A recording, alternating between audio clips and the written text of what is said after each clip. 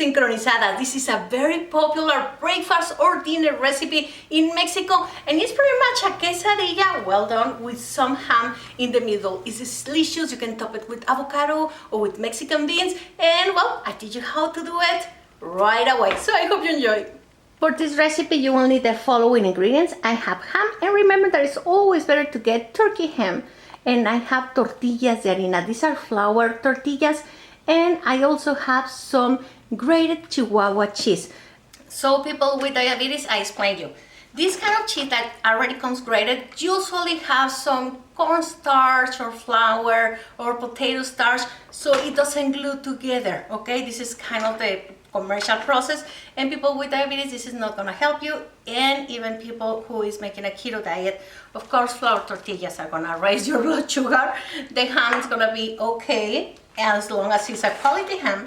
And so choose for another option of cheese, okay? Any melting cheese, but it's much better when they are like in the round circle or in another form that is not like grated, okay? To try to save ourselves from the starch.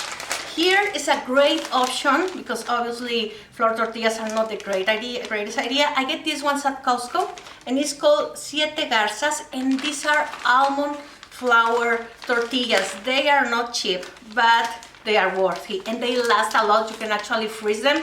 So I don't use them a lot, but like if I feel like a quesadilla, I will make it with these tortillas, okay? Okay, so place your griddle, we call it comal, on top of a low heat, and we're gonna let our tortillas de harina warm up for a little bit. About 15 seconds, you can use the flour tortillas, add the cheese on top, and then a slice of ham. We're gonna add a little more cheese on top so we can stick together both tortillas to make the sincronizada.